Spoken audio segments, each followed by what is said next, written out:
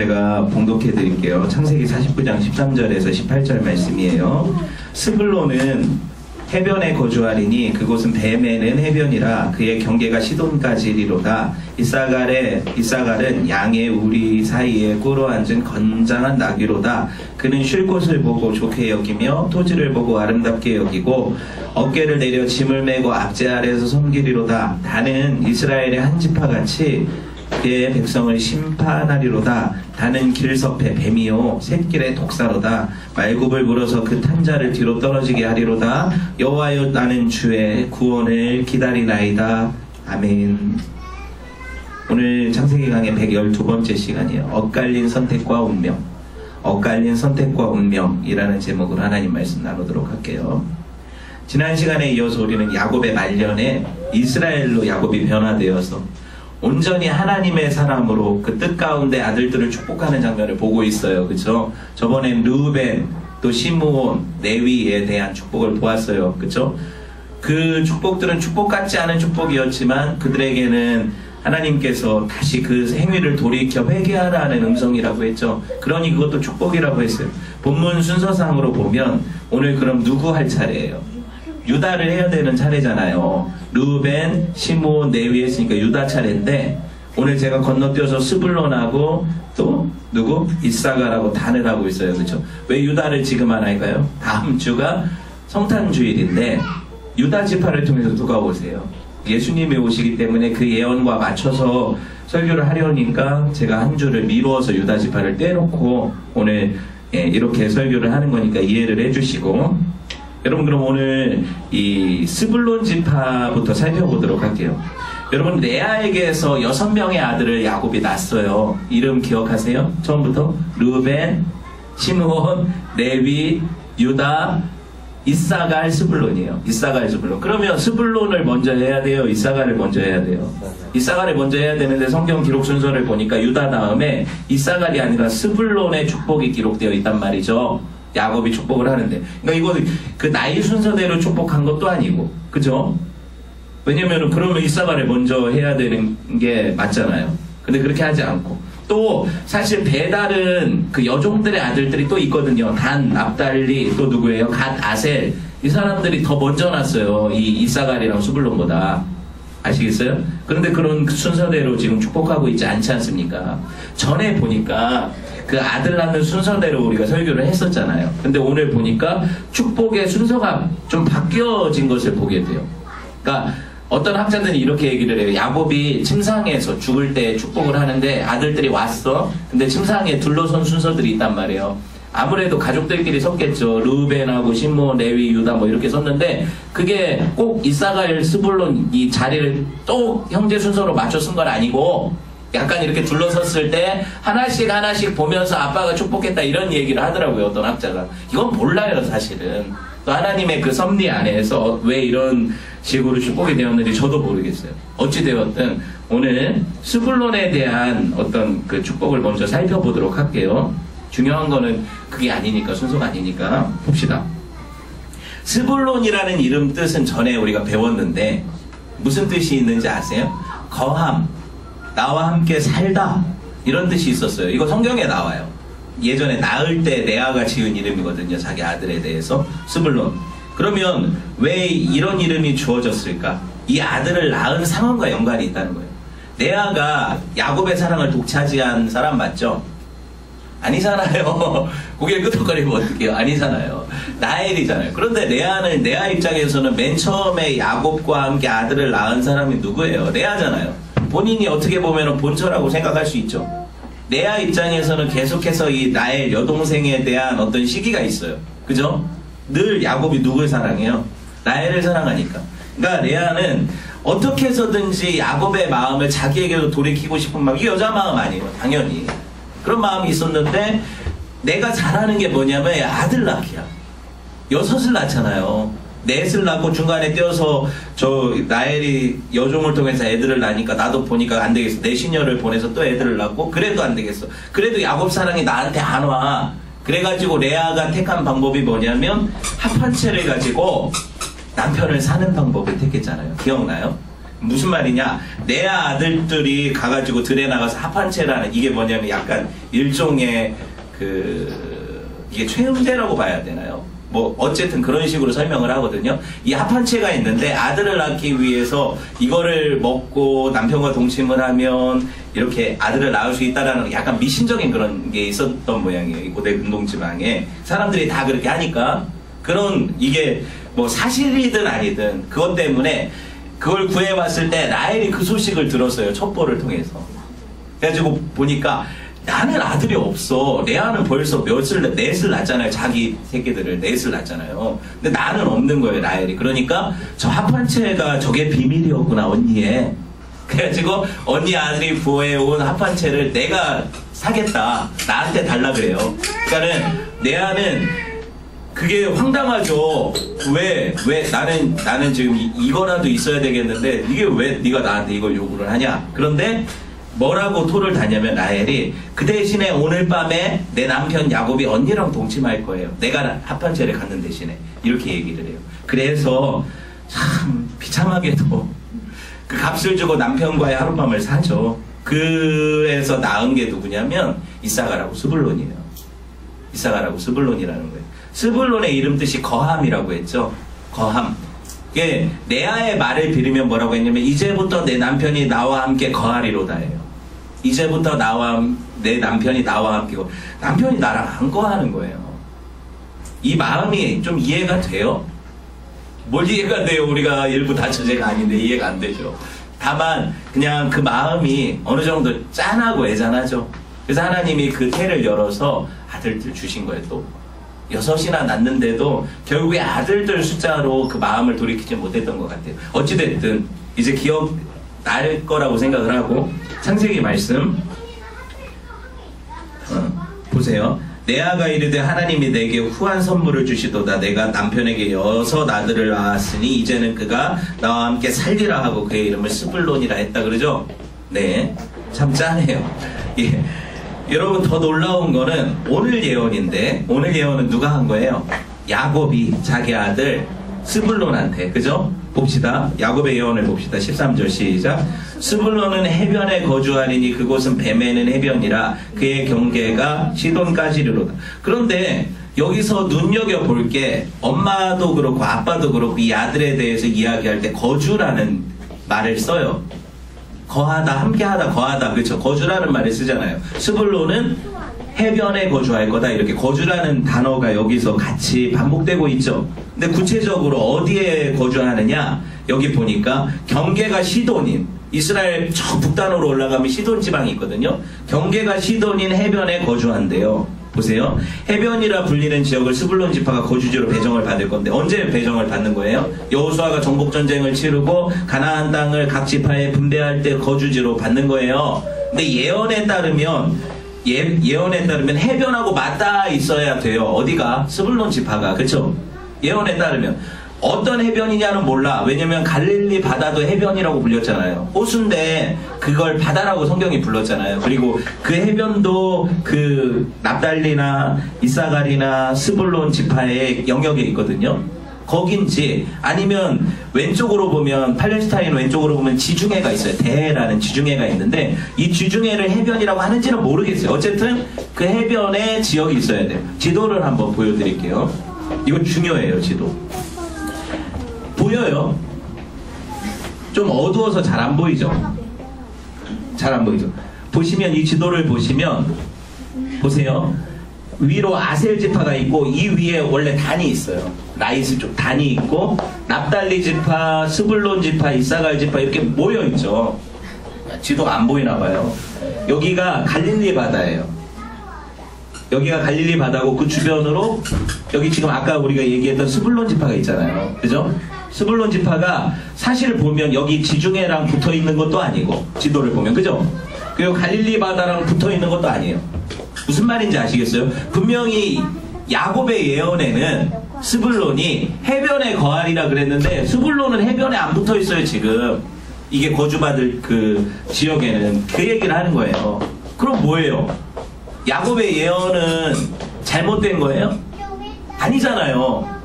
성경이 야곱을 통해서 이스라엘의 거주지를 정해주고 이렇게 예언을 하는데 그 아들들에게 이게 다 이루어지는 얘기 아닙니까? 그렇죠? 그렇다면 뭐예요? 적어도 구약의 시점에서는 이게 전체적으로 이루어지지 않아요. 어쩌면 신약에 와서도 완전히 이루어지지 않을 수 있어요. 그런데 뭐예요? 이 예언은 어디까지로 통한다고 했어요? 예수 그리스도 안에서 구원받은 영적인 이스라엘인 우리한테까지 오는 예언이라고 했잖아요. 제가 지난주에 설명을 하면서. 그러니까 그 시대에 다 이루어지지 않은 부분이라 하더라도 충분히 개연성 있고 가능성 있는 예언으로 펼쳐지는 거예요. 실제로 스불론 지파가 이런 역할을 하게 될 거라는 것은 변함이 없는 거예요. 그러면 어떤 방식으로 이런 일을 하게 될지 좀 더 깊이 생각을 해봐야 되겠죠. 여러분, 모세가 신명기에 보면 이스라엘 백성들을 놓고 축복하면서 그들에게 또다시 예언을 하거든요. 근데 모세의 예언을 봅시다. 신명기 33장 18절에 보니까 뭐라고 하냐면 스불론에 대한 예언만 보면 돼요. 스불론에 대하여 일렀을 때 스불론이여 너는 뭐래요?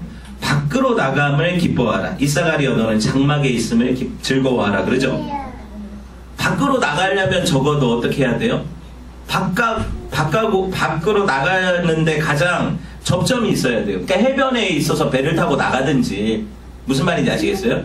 그런 지파로 스불론이 부름받았다는 사실은 변함없는 거예요. 야곱의 예언 때나 수백 년 후에 모세의 예언 때나 똑같아요. 그럼 스불론 지파에게는 밖으로 나가는 어떤 그 역할이 주어지는, 해변에 거하는 역할이 주어지는 지파라는 거죠. 일단 여기까지 놓고 성경 예언이 어려워요. 그러니까 여러분이 잘 들어야 돼요.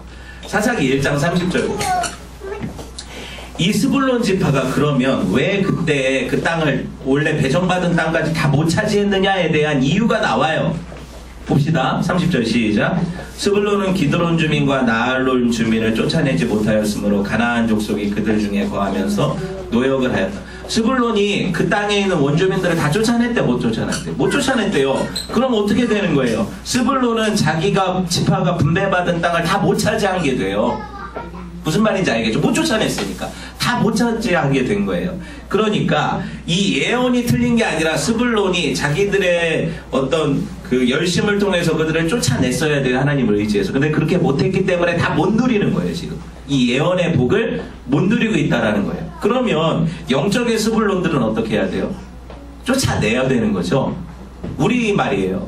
영적인 이스라엘인 우리는 하나님을 힘입어 이 영토, 하나님이 허락하신 우리의 경계를 넓혀야 되죠. 그걸 해야 되는 거예요, 우리가. 그죠? 그렇게 되어지는 거고, 여러분, 이게 실패가 아닌 것이 이 스불론 지파의 하나님 예언이 아니기 때문에 실패가 아닌 거예요, 이게. 그렇게 보시면 돼요. 자, 그러면 스불론은 늘 이렇게 뭐라 그럴까, 다 쫓아내지도 못하고 그냥 비루하게 살았냐? 그건 또 아니에요. 스불론 지파의 용맹은 하나님이 또 칭찬을 하시거든요. 봅시다. 사사기 5장 18절 봅시다. 시작. 스불론은 죽음을 무릅쓰고 목숨을 아끼지 아니한 백성이요 납달리도 들의 높은 곳에서 그러하도다. 보세요. 어떤 지파에 대한 어떤 그 의견과 칭찬이 엇갈리죠. 보세요. 스불론 지파 중에 어떤 이들은, 어느 세대에 살았던 이들은 다 쫓아내지도 못했고 그냥 그렇게 살았어. 근데 어떤 스불론 지파는 또 어떤 이들은 또 어때요? 그들 중에서 용감하게 하나님의 편에 서서 이 전쟁을 수행을 해요. 또 사사기에 보니까. 그쵸? 그럼 뭐예요? 하나님께서 하나님의 백성들에게 언제나 선택의 순간을 주세요. 그리고 그 말씀 붙잡고 하나님 영광을 위해 살아가는 인생들이 생기는 거고, 택하신 백성들 가운데에서도 어떻게 보면 하나님 말씀에 순종하지 못함으로 여전히 이 경계 안에서 그저 머뭇거리며 거기 좁은 곳에 살고 있는 사람들이 있는 거예요. 맞죠? 그렇게 말씀을 볼 수가 있는 거죠. 좀 더 봅시다. 사사 드보라의 노래에서 죽음을 무릅쓰고 목숨까지 아끼지 아니한 이 용감한 백성이 누구다? 스불론이다 칭찬받을 수도 있는 거잖아요. 그게 우리 영적 현실일 수도 있는 거죠. 이 스불론은 또다시 어디 등장하냐면 나중에 역대상에 보니까, 역대상은 다윗의 이야기거든요. 역대상에 보니까 봅시다. 말씀 시작. 또 그들의 근처에 있는 자들로부터 이사갈과 스불론과 납달리까지도 나귀와 낙타와 노새와 소에다 음식을 많이 실어왔으니 곧 밀가루 과자와 무화과 과자와 건포도와 포도주와 기름이요 소와 양도 많이 가져왔으니 이는 이스라엘 가운데 기쁨이 있었다. 이 무슨 말이냐면 사울이 원래 왕이었죠. 이스라엘의 왕이었는데 얘가 계속 실정을 하니까 하나님이 누구를 택하셨어요? 다윗을 왕으로 내정하셨잖아요. 그런데 이스라엘의 그 왕이 원래 사울이 있는데도 불구하고 다윗을 왕으로 추대하는 건 쉬운 일이 아니죠. 그래서 오랫동안 다윗이 쫓겨다녔잖아요. 그렇죠? 그런데 헤브론에서 다윗에게 기름을 부으니까 하나님의 마음에 합한 백성들이 모여들기 시작했어요. 그 중에 하나가 누구냐면 지금 스불론이라는 거예요. 누구에게 뭘 가져와요? 다윗, 메시아 왕이라는 다윗한테 이 많은 물건들을 가져와서 그분을 공개를 하고 있죠. 하나님을 섬기는 거 쉽게 말하면 하나님의 백성들 가운데서도 여전히 죄악 가운데 하나님을 배척하고 예수 그리스도를 왕으로 섬기지 않는 사람들이 있는 반면에 자기의 것을 들여서 그 주를 섬기고 그 주를 기쁨으로 함께하는 백성들이 나타나더라는 거예요. 그게 누구다 지금 보니까 스불론 지파라는 거죠. 그러니까 스불론 지파는 어떻게 보면 하나님께서 그 지파에 복을 주시는데 어떤 복을 주시냐? 그 주와 함께 거하는 복을 주시는 거예요. 어떻게? 자기들의 헌신을 통해서 내가 하나님과 함께함으로 인해 그 기쁨을 누리는 복을 주시는 거예요. 스불론에게 거함이라는 은혜를 주셨죠. 예언을 통해서. 그렇죠? 그러니까 우리가 이 성경의 예언들을 쭉 찾아보면 이 지파에게 일어난 일들이 갈피가 돼요. 우리가 볼 수가 있어요.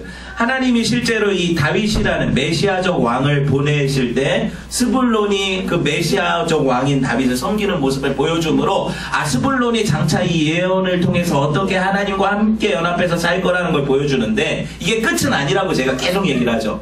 그럼 또 누구를 향해 있어요 이 예언이? 예수님을 향해 있을 것 아닙니까? 그렇죠? 그러니까 스불론과 예수님이 그럼 어떻게 만나게 됩니까? 다윗을 통해서도 다 아니라고 했으니까.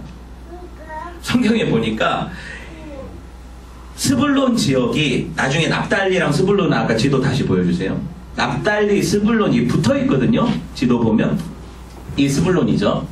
이게 스불론이죠. 이게 납달리예요. 붙어 있죠. 근데 여기 지방을 보니까 갈릴리 주변이 갈릴리 바다죠. 이게 갈릴리 호수 주변이에요. 스불론 납달리가 다. 그쵸? 뭐예요? 예수님이 어디로 오셨어요? 갈릴리로 오셨죠. 신약에 보니까 지금은 상상도 못할 일인데 그 주님이 그와 함께 거하는 복을 누리는 거예요. 누가? 스불론 지파, 납달리 지파 이런 지파들이 생각도 못했는데 생각을 한번 해보세요 여러분. 이사야의 예언을 보니까 이사야서 9장 1절 봅시다. 시작. 전에 고통받던 자들에게 흑암이 없으리로다. 옛적에는 여호와께서 스불론 땅과 납달리 땅이 멸시를 당하게 하셨더니 후에는 해변길과 요단 저쪽 이방의 갈릴리를 영화롭게 하셨도다. 자, 그러면 여기서 이방의 갈릴리는 어디예요? 스불론 땅하고 납달리예요. 그 갈릴리 지역이라는 거예요. 갈릴리 지역은 갈릴리 바다 주변이라는 거예요. 이해되셨어요? 예수님이 나셔서 사셨던 어렸을 적 동네가 어디예요? 나사렛의 동네죠? 다 갈릴리 바다 주변이잖아요. 예수님이 공생애를 시작하셨던 곳이 어디예요? 가버나움이죠. 다 갈릴리 바다 주변이에요. 그리고 예수님이 사마리아 수가성으로 갈 때, 거긴 사마리아 땅입니까? 그 수가성으로 갈 때 야곱의 우물이 있는 곳이라고 그러죠. 거기도 어디예요? 내내 이스라엘의 납달리, 지금 얘기한 스불론 이 지역이에요. 그러니까 사마리아 그들이 지금 이 예언에 따르면 전에 고통받던 자들에게는 흑암이 없다 그러는데 어떤 고통을 받았어요? 아수르가 침략을 해가지고 북이스라엘을 멸망시키고 그들한테 어떤 걸 강요했어요? 다른 종족과의 혼혈 정책을 강요를 했어요. 그래서 나타난 게 사마리아 종족 아닙니까? 그렇죠? 그러니까 이런 고통과 억압과 흑암 가운데 있던 백성에게 빛이 비쳤다. 언제? 예수님이 오실 때. 그래서 예수님이 갈릴리 바다 지역을 돌아다니시면서 각 성읍을 돌아다니면서 뭘 전해요? 복음을 전하잖아요. 누가 들은 거예요? 납달리, 스불론, 이 지파 사람들, 그 지역 사람들 소외받고 어떻게 보면은 이제 사마리아인들 같은 경우에는 개 취급받았던 유대인들로부터 그런 사람들이 복음을 듣기 시작하는 거예요. 그러니 그 흑암에 있는 백성들에게 복음이 비치니까, 그 영광이 비추니까 하나님이 뭐라고 해요? 요단 저쪽 이방의 갈릴리를 영화롭게 하셨느니라. 그죠? 이 예언이 이루어지지 않습니까? 예수님이 오셨다는 건 뭐예요? 그들과 함께 그 남편이 거하는 것 아닙니까? 내 안은 아무 생각 없이 그냥 내 남편 야곱이 그렇게 그리워서 이름 줬어요. 거주라고. 나와 함께 내 남편이 이제부터 이 스불론 낳고 나서는 거하리로다. 그리고 모세는 그런 어떤 스불론의 경계가 해변으로 확장될 거다. 그래서 밖으로 나갈 거다 그래요. 실제로 예수를 영접하고 갈릴리에 있던 어부들이 어디로 나가요? 사마리아와 온 유대와 땅끝까지 이르러 복음을 전하게 되죠. 놀라운 일이죠. 예언이 성취됩니까? 안 성취됩니까? 완전히 성취되죠. 구약만 보면 몰라요. 그러니까 성경은 구약하고 신약이 싹 이어져 있으니까 전체적으로 보면 이 예언은 100% 성취되는 거예요. 그리고 실제로 그 복음을 받아들인 저와 여러분 영적 이스라엘은 어떻게 해요? 지금 땅끝까지 이르러 주를 증거하지 않아요? 맞죠?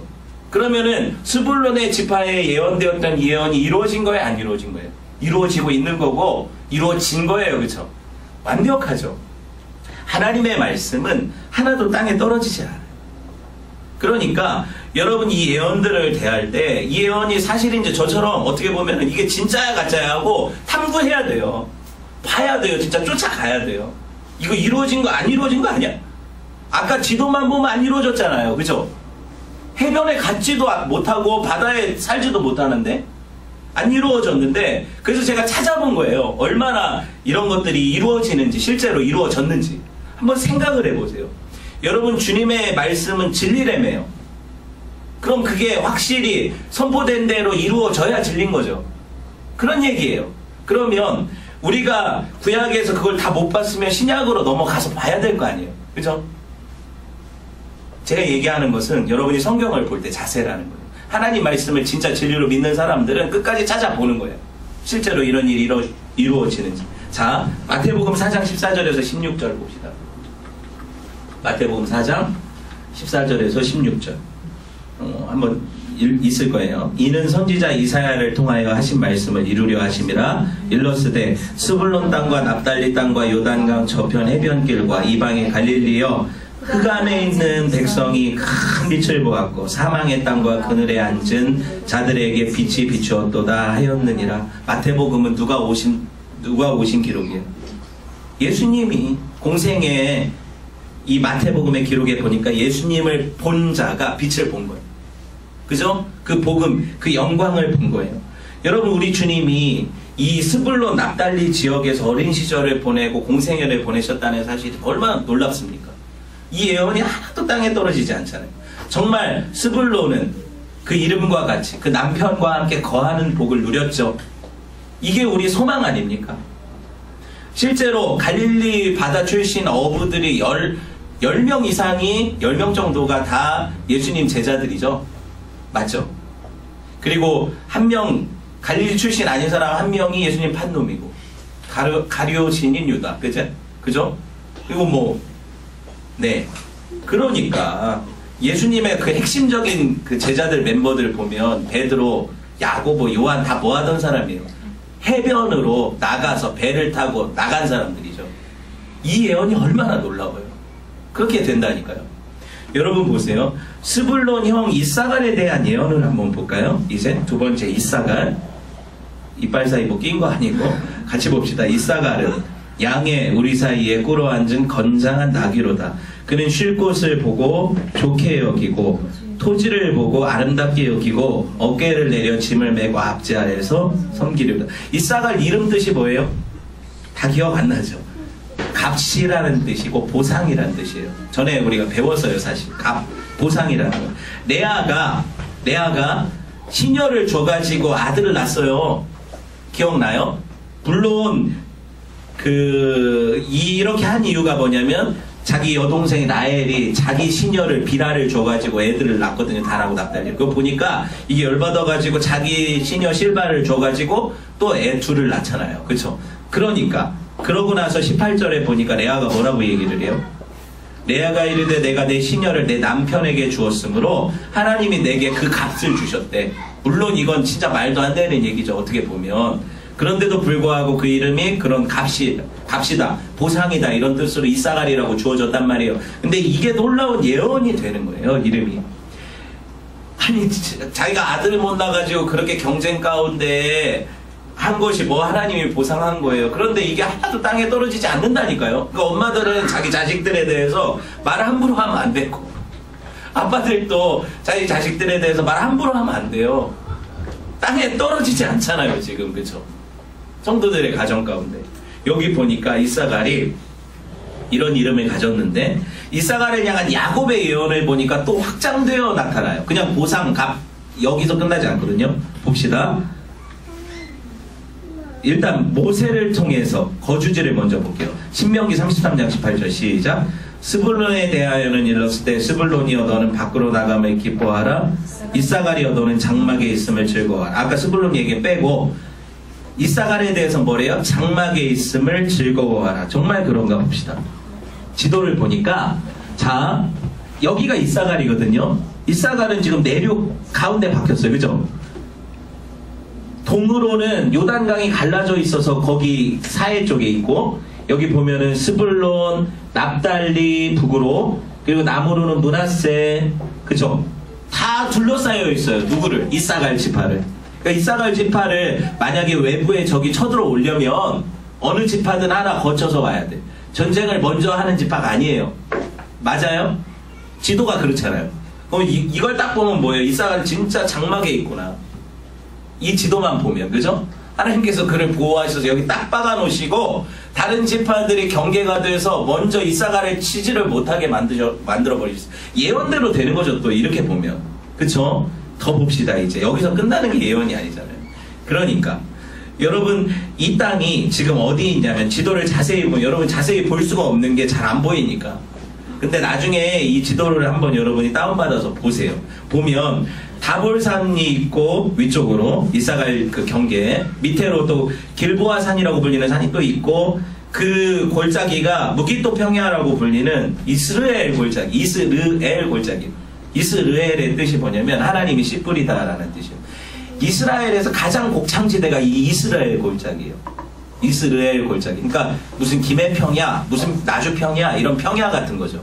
그 땅은 골짜기 땅인데 씨만 뿌리면 하늘에 이슬이 내리고 그죠? 땅에서 안개가 올라와서 얼마나 결실이 잘 일어나는 땅인지 몰라요. 하나님이 직접 농사하시는 땅이니까 얼마나 좋은 땅이겠어요. 그 땅을 누가 받았어요?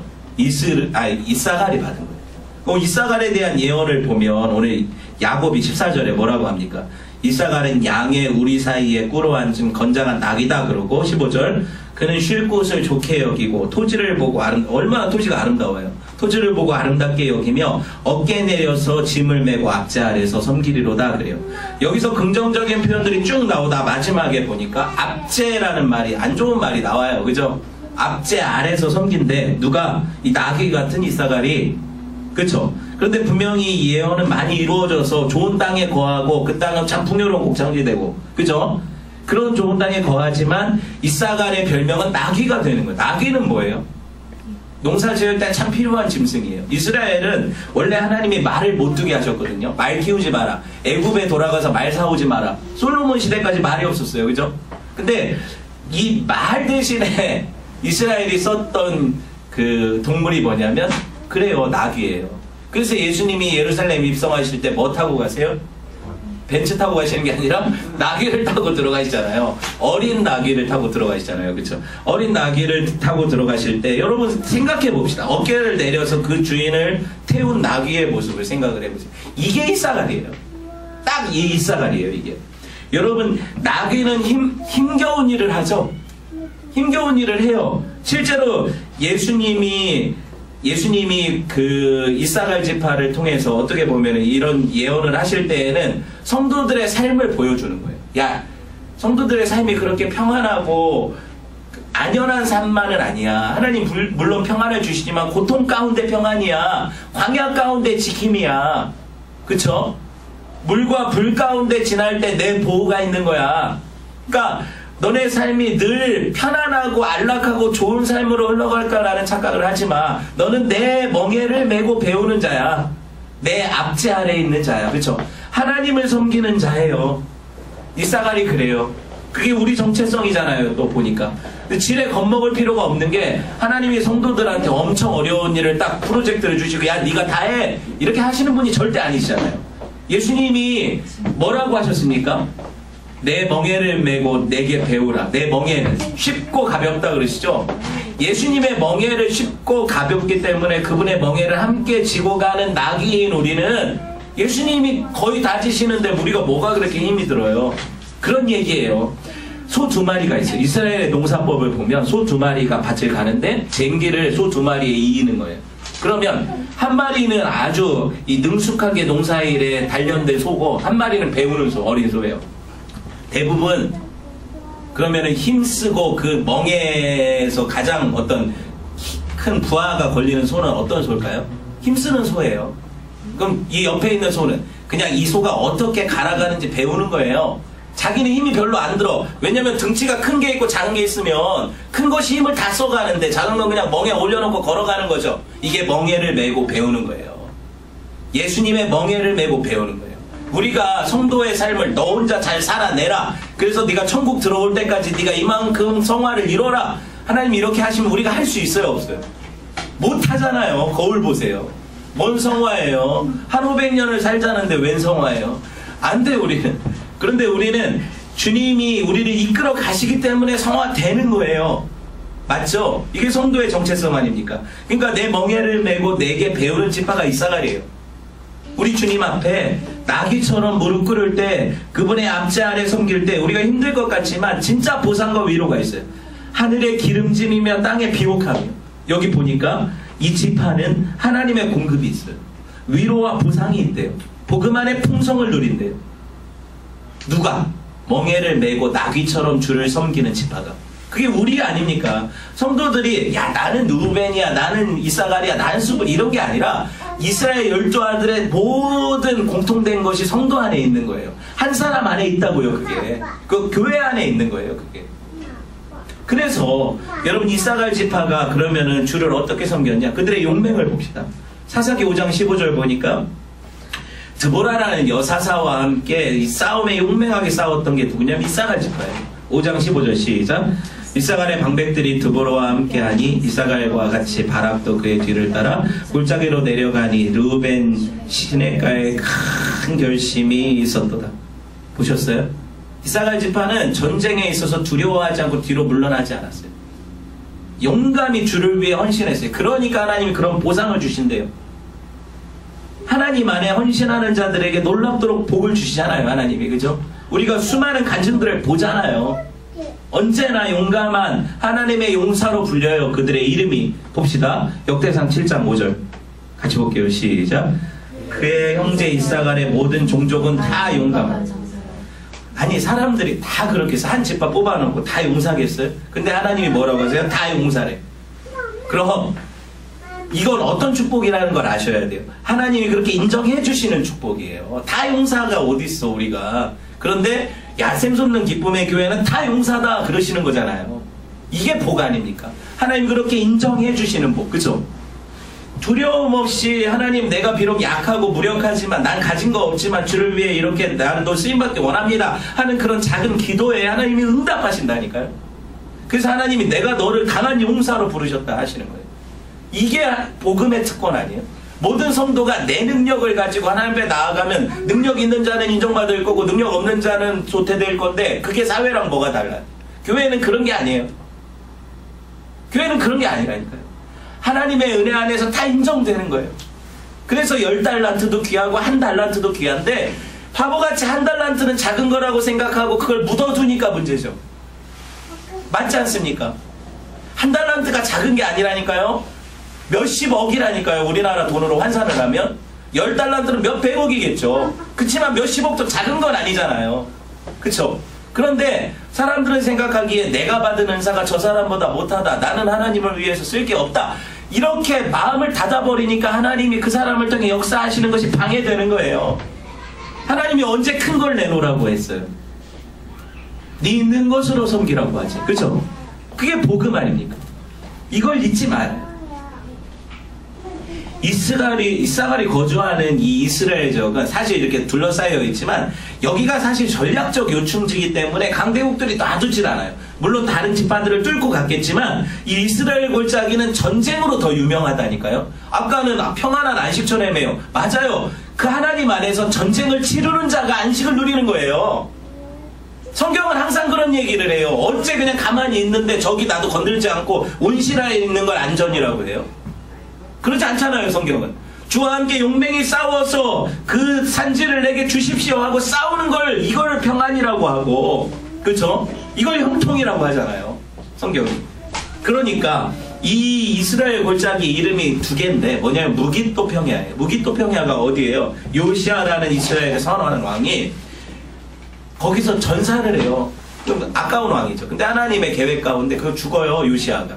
죽는 이유가 뭐냐면 애굽의 강대국 아닙니까? 밑으로 애굽이 있잖아요. 이스라엘에.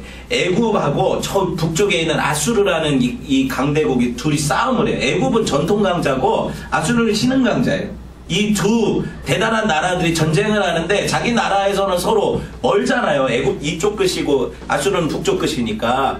그럼 중간에 누가 있어요? 이스라엘이 있는 거예요. 그 왕의 길로 와가지고 싸우는데 그 싸움이 일어나는 그 두 군데가 만나서 싸움이 일어나는 데가 이 이스라엘 골짜기, 이 쌍알지파가 있던 무깃도 골짜기라는 거예요. 여러분 아마겟돈 들어봤어요? 계시록에 보면 아마겟돈이 나오죠. 브루스 윌리스가 지구 멸망의 날 아마겟돈 영화 찍었잖아요. 기억나요? 아마겟돈이 뭐냐면 이 무깃도의 전쟁이라는 거예요. 아마겟돈이 무깃도의 산이라는 뜻이거든요. 이 무깃도의 전쟁이라는 거예요. 그러니까 성도는 언제나 아마겟돈 안에 있는 거예요. 뭐 미래 어느 시점에 적그리스도가 나타나서 마지막 전쟁이 있고 대환란이 있고 그리고 뭐 휴거되고 이거 다 아니에요. 성경을 잘못 보는 거예요. 여러분 삶이 이미 아마겟돈 안에 들어와 있어요. 예수님이 이미 종말, 이게 재림 그 시점을 다 종말이라고 하는 거예요. 예수님이 처음 오신 시점부터 종말이에요.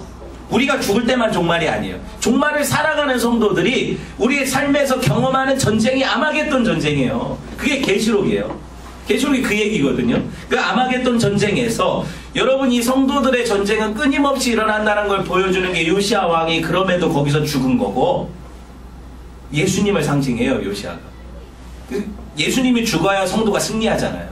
거기서 죽은 거고 여러분 한번 생각해 보세요. 이 무깃도라는 이 골짜기 여기가 또 그 산 유명한 산이 갈멜산이거든요. 갈멜산 하면 떠오르는 게 뭐예요? 엘리야죠. 850대 1 아세라 바알 선지자들과의 싸움. 하나님께 기도해서 불이 내린 그 선지자 아닙니까? 그렇죠? 이게 이 아마겟돈이에요. 이 무깃도의 산에서 일어나니 갈멜산에서 일어난 거예요. 같은 이름들이에요. 이렇게 보면 돼요. 그러니까 갈멜산의 골짜기가 무깃도인 거예요. 그렇게 보면 850대 1의 전쟁에서 그 전쟁의 패러다임이 뭐예요? 세상에 풍요를 준다는 가나안의 신인 바알과 아세라에게 무릎 꿇을 거냐 아니면 오직 하나님 여호와께 무릎 꿇을 거냐의 싸움이죠. 그러니까 성도는 늘 이 싸움을 하는 거 아닙니까?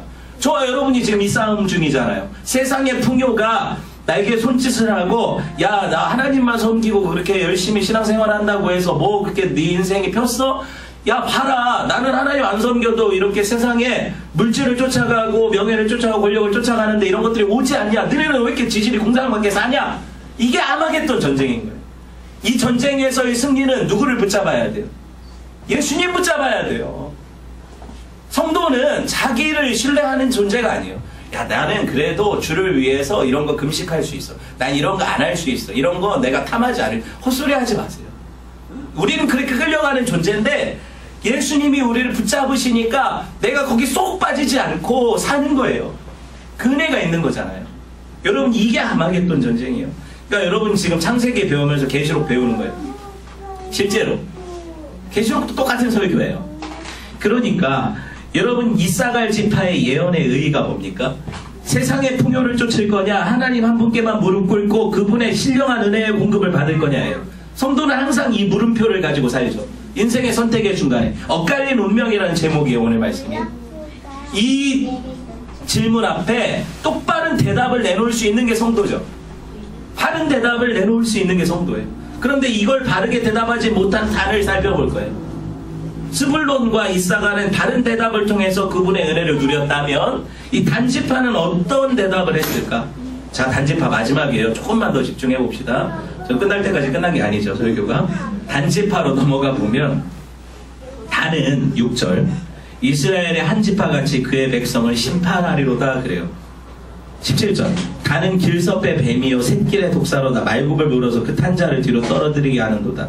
그러고 나서 뚝 떨어져서 야곱이 기도하죠. 뭐라고? 여호와여 나는 주의 구원을 기다리나이다. 단지파랑 상관없는 것 같아요. 봅시다.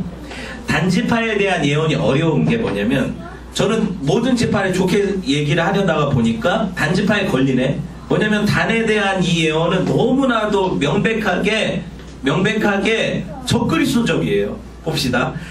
백성을 심판하는 자로 예언되는 이 단은 어떤 지위를 얻어요? 뱀이래. 뭐라고 불려요? 독사래. 길섭에 있는 독사인데 그 백성을 넘어뜨린대. 그쵸? 뭐 같아요? 그리고 단에 대한 예언을 보면 이건 이스라엘 한 지파였잖아요, 단이. 근데 오늘 말씀해 보니까 단은 이스라엘의 한 지파 같이 그래요. 이렇게 여겨진다는 게 가치 아닙니까? 그쵸? 그러면 지파로 인정된 거예요? 안 된 거예요? 안 된 거예요. 단은 지파가 아니다. 이 말씀이 이해가 돼요? 단 지파한테 불러놓고 단한테 얘기를 하는데 너는 이스라엘 한 지파 아니야. 근데 한 지파 같이 여겨지는 거야. 그런데 너는 본색을 드러낼 거야. 어떻게? 풀숲에 엎드린 독사처럼 말굽을 물어서 탄자를 예수님이거든요. 흰말을 탄 자가 계시록에 보면 물어서 떨어뜨리는 자로. 근데 여러분 이 예언을 딱 듣고 나니까 생각나는 예언이 뭐예요? 창세기 3장 15절 아닙니까? 여자의 후손은 뱀의 머리를 밟을 거고, 그리고 네 후손은 여자의 후손의 뒤꿈치를 상하게 한다. 말 발굽 뒤꿈치, 그쵸? 상하게 한다. 이 예언 아닙니까? 단지파에게 내려온 예언은 아무리 봐도 좋은 예언은 아닌 것 같아요. 최악인 것 같아요. 이게 적그리스도의 예언인 것 같아요. 제가 해석하기에는 그래요. 그런데 보세요. 반대로 정말 제가 그럼에도 불구하고 단지파에는 구원이 없습니까? 이렇게 질문한다면 또 그건 아니라고 생각해요. 왜? 제가 항상 설교에 오듯이 그 안에서 하나님 택하신 백성이 있고 선악의 구도 가운데 선택이 있다. 그죠? 하나님의 예정은 선택으로 나타나니까 우리가 선택을 하잖아요. 또 삶에서. 그러면 여러분 단지파에서 유명한 사사 이름 기억나요? 나시린이었어. 힌트. 머리를 자르면 안 됐어. 마지막 사사. 그래요. 삼손. 그래요. 몇 가지 20곡 중에 3개만 했는데 나왔어요. 삼손이라는 사람은 단지파 마노아의 아들이었어요. 단지파예요. 단지파의 사사는 이 사람 하나예요. 그런데 삼손이 한 일은 뭐예요? 젊어서는 술 처먹고 노닥거리고 긴 거 뭐 얘기하고 그렇게 살다가 녹화 중이니까 그렇게 살다가 나중에 어떻게 돼요? 하나님께 마지막에 회개하고 블레셋인들과 함께 죽죠. 단지파는 그럼 누구 모형이 되냐? 죽음을 통해 예수 그리스도의 모형이 돼요. 너무 신기한 게 삼손은요, 우리가 봤을 때 저런 인간이 어떻게 예수님의 모형이야 하는 그런 인간인데 그의 삶과 죽음이 정확하게 예수님을 예언해요. 자, 삼손이 어떻게 죽었어요? 네, 블레셋 지파에 끌려가서 뭐 다곤하고 뭐 이런 신상들에서 막 축제하고 난리칠 때 두 기둥 사이에서 엎드려 죽으면서 한 기도가 뭐예요? 하나님 한 번만 나를 이번만 좀 불쌍히 여겨서 저들과 함께 죽기를 원합니다 했어요. 그래 기둥이 무너졌고 그 영화도 많이 나오는데 죽었어요. 다 죽었어요. 그때 죽은 자가 살아있을 때 삼손이 죽인 자보다 훨씬 많았다는 코멘트가 붙어요. 성경에. 너무 놀랍죠. 예수님이 살아계실 때 복음을 전해서 구원받은 이스라엘 백성들보다 예수님이 죽으시고 나서 구원받은 백성이 훨씬 많거든요. 삼손은 어떻게? 자기 죽음을 통해서 십자가를 예표하고 예수 그리스도의 복음을 상징해요. 그래서 그분의 죽음으로 통해서 수많은 사람들이 구원받을 것의 예표거든요. 단지파에도 이런 인물이 났으니까 단지파를 무턱대고 다 뱀이다, 독사다, 적그리스도다 할 필요는 없죠. 그럼에도 불구하고 영적으로 살펴보자고요. 이 단지파의 예언이 왜 나쁜지. 여러분 단지파는요, 단지 그것뿐만이 아니라 나쁜 짓을 실제로 했어요. 어떤 실제로 나쁜 짓을 했냐면 하나님의 이름을 모독한 지파가 단지파예요. 레위기 24장 11절 봅시다. 같이 읽어볼게요. 시작. 그 이스라엘 여인의 아들이 여호와의 이름을 모독하며 저주함으로 무리가 끌고 모세에게로 가니라. 그의 어머니 이름은 슬로미시오 단지파 디브리의 딸이었다. 단지파에 엄마를 둔 단지파 소속의 어떤 이가 하나님 이름을 모독해서 모세가 끌고 왔더니 모세가 그들을 안수시키고 거기 걔한테 돌을 던져서 죽였어요. 단지파의 어떤 이가 어떻게 나타나냐? 하나님을 모독한 자로 나타나죠. 이게 적그리스도가 하는 일이거든요. 하나님을 모독하는 행위. 그죠? 지금 누가 한기총 회장이라는 누가 누굴 모독해요? 하나님을 모독하잖아요. 쌍놈 새끼. 그런 놈이 그래요. 그러니까 그건 죽어야죠. 그러니까 단지파는 사사시대에 이르기까지 사실은 여호수아를 통해서 하나님이 분배한 땅을 못 차지하는 지파예요. 그래서 단지파는 참 불황아들처럼 배회하고 있어요. 계속 배회를 하고 있어요. 근데 사사기 18장 1절에 보니까 이게 삼킬 자를 찾는 사자 같아요. 마귀 같아요. 단지파 하는 짓이 봅시다. 그때 이스라엘의 왕이 없었고 단지파는 그때 거주할 기업의 땅을 구하는 중이었으니 이는 그들이 이스라엘 지파 중에서 그때까지 기업을 분배받지 못합니다. 단지파는 왜 못 받았을까? 주를 위해 싸우지 않았으니까. 한 번도 생명의 위협을 무릅쓰고 용감히 하나님과 함께 그 영적 전쟁을 안 했으니까. 그러니까 단지파는 자기 선택에 의해서 지옥 가는 거예요. 이해되셨어요? 이거 보세요. 에브라임 지파 사람 미가의 집에 레위 청년 하나가 깃들어서 거기 가정제사장이에요. 그러니까 잘못된 거죠. 그것도 레위 사람이 왜 한 가정에 제사장을 합니까? 근데 그 미가라는 청년이 거기서 제사장을 하는데 이 단지파가 어슬렁거리다 보니까 그 미가 집에 있는 레위 사람 하나가 있으니까 데려다가 우리 제사장을 삼고 싶은 거예요. 자기 지파에는 레위 지파 제사장이 없었어. 그러니까 단지파는 자기들은 이 복을 받으려면 저 사람 데려다가 우리 제사장 삼아야 된다 해서 레위 지파 미가에 있는 그 청년 하나를 데려다가 하려고 했어. 그런데 그게 돼요? 잘 안 되죠. 미가가 놔주려고 해, 안 놔주려고 하죠. 그러니까 이 단지파가 무력을 사용해. 야, 죽여버릴 거야, 니네. 같은 집, 그 이스라엘 지파인데, 형제 지파인데, 얘기하는 거예요. 야, 그리고 그 레위 청년한테는 너 한 집 제사장으로 있는 게 나아? 아니면 이스라엘 한 지파의 제사장으로 있는 게 나아? 당연히 지파 제사장으로 있는 게 낫지. 내가 월급도 더 줄 거야. 그러니까 여기 와서 목회해. 그렇게 한 거예요. 그러니까 이 레위 청년이 그 말을 듣고 솔깃해가지고 쫓아가죠, 단지파를. 근데 갈 때 어떤 걸 가지고 가요? 미가 그 집에 있던 우상의 신상도 가져가서 이게 하나님 섬기는 게 아니거든요. 근데 그걸 단지파가 우상을 자기 지파의 신으로 뺏어가서 제사장도 있겠다 섬겨버려요. 단지파는 우상 숭배의 원흉이 돼요. 그렇게 했더니 더 무서운 것이 이 단지파가 실제로 그럼 어떻게 되느냐, 이런 행위들을 통해서 단지파가 심판을 받게 되거든요. 자기 선택에 따라서. 요한계시록 봅시다. 7장 4절 볼게요. 시작. 내가 인침을 받은 자들의 수를 들으니 이스라엘 자손의 각 지파 중에서 인침을 받은 자들이 14만 4천이라. 자, 계시록에 보면 구원받은 총 지파의 수의 합이 나오는데 여기 단지파가 제외가 돼요. 나중에 꼭 찾아보세요. 지금 읽은 창세기 7장 이 내용은 뭐냐면 14만 4천의 이름의 기록이거든요. 근데 각 지파, 르우벤 지파에서 1만 2천이요, 시므온 지파에서 1만 2천이요 쭉 나와요. 근데 단지파가 없어요. 요셉하고 므낫세 두 지파가 돼버려서 12지파가 되지만 다는 빠져요. 그럼 레위랑 시므온 목사님 각자의 흩어 여기서 레위 시므온이 각자 12,000 나와요. 그러면 뭐가 빠진 거 이스라엘에서 단만 빠져요. 그러니까 제가 이렇게 해석을 하는 거예요. 단지파는 구원 못 받았다는 거죠. 영적으로 보면. 자, 이 14만 4천은 제가 수만 번 얘기한 것 같으니까 얘기 안 할게요. 이 숫자에 대해서는. 근데 여러분, 이 뱀, 사단의 하수인 용, 적그리스도, 이게 교회를 대적하는 자로 나타나죠. 그리고 그들의 행위를 통해서 보여줬죠. 그리고 그들 단지파는 어떻게 해요? 결국에 말탄자의 말발굽을 불어서 말탄자이신 예수님을 떨어뜨리는 역할을 하려고 풀섭해서 기다리는 뱀이고 독사예요. 그래서 계시록 19장 11절에 보니까 내가 하늘이 열린 것을 보니 보라 백마와 그것을 탄 자가 있으니 그 이름은 충신과 진실. 이게 뭐예요? 예수님이거든요. 공의로 심판하며 싸우는 자. 그분의 말발굽을 불어서 떨어뜨리려는 지파가 단지파라는 거죠.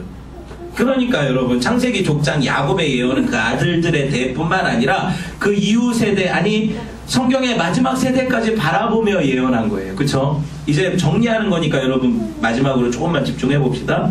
더 재밌는 사실 하나만 더 가르쳐 드릴게요. 저만 재밌을 수도 있지만 이스라엘 12지파 중에 한 지파가 배신한 거 단지파라고 했죠? 그러면 신약에 이런 일이 있어요? 없어요? 있잖아요. 예수님의 12제자 중에 누가? 가룟 유다가. 그래서 단지파 역할을 누가 하는 거예요? 성경이 얼마나 데칼코마니 같아요. 딱 맞죠? 그래서 단지파는 빠지죠. 그리고 므낫세가 대신한다고 했잖아요. 에브라임 므낫세가 요셉 두 지파로 나뉘어서. 마찬가지예요.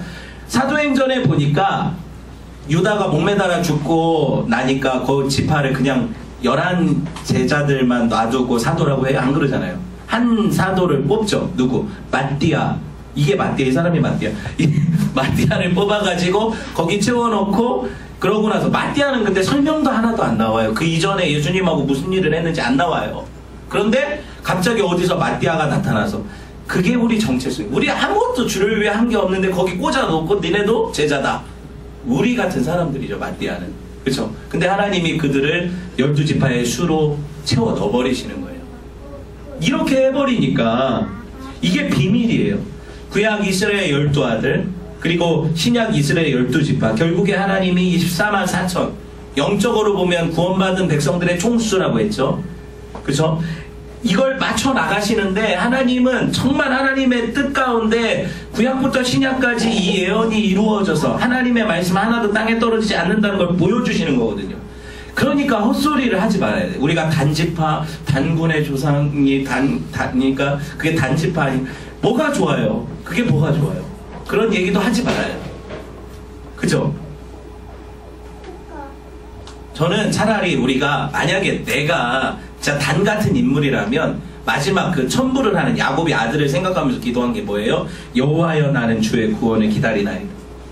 단이 이런 놈인데 그럼에도 불구하고 하나님 불쌍히 여기신다면 하나님 우리를 구원하십시오. 누구를 기다리는 마음? 예수 그리스도를 기다리는 마음으로 기다린다면 하나님이 나머지 아들들에 대한 이 축복을 바꾸셔서 정말 하나님의 영광을 위해 쓰실 거예요. 우리한테. 이런 탄식이 우리 기도가 되기를 원합니다. 말씀을 맺을게요. 예수 그리스도 안에서 그 피로 구원받은 참 이스라엘은 이 지파들이 아니라 우리거든요. 이제 우리 신천지도 아니에요. 이 특권 누가 뺏겠습니까? 이 은혜를 누가 앗아가겠습니까? 다만 관건은 뭐냐면 내가 결국에 내 선택의 과정을 통해서 내가 택자로 나타나느냐 불택자로 나타나느냐예요. 내 삶의 모든 전 과정이 하나님 앞에 있어요. 하나님이 나를 선택하신 증거는 내가 하나님을 섬기는 거예요. 아시겠어요? 명확하죠? 이게 성화잖아요.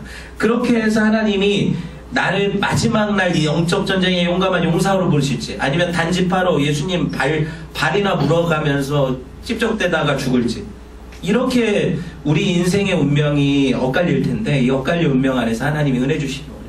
여호와여 나는 주의 구원을 기다립니다. 그런 은혜가 우리 교회에 여러분에게 있기를 주님의 이름으로 축원을 드립니다. 함께 기도할게요.